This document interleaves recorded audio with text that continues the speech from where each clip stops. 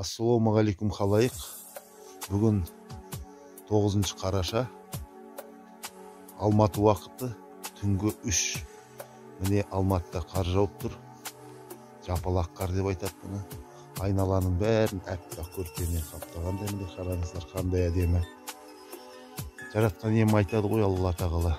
Жауын жауса, қар жауса, тұман болса, боран жел соқса, тілеу тілеңдер, 2 рәкат намаз оқыңдар, дұғаларың қабыл болады дейді. Оның себебі неде? Оның себебі хадистарда былай деп жазылады. Әрбір жауын шашынның тамшысын, әрбір қардың ұлпасын бір періште әкеледі дейді. Ойлаңыздар, қаншама періште міне жер бетіне түсіп жатыр. Алланы ойлап тек қана жақсылық айтсаңыздар, жақсы тілеу тілесеңіздер, намаз оқысаңыздар, дұға тілектеріңіз қабыл болады деп сосын айтады. Баршаңызға сәттілік деймін Алла тағала.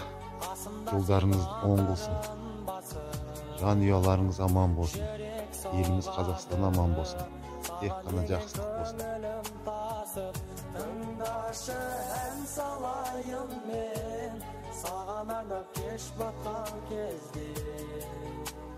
Жас тамшылайды көздеріңнен, сен оны сезбе. Тыңдашы ән салайын мен, саған арнап кеш батқан кезде.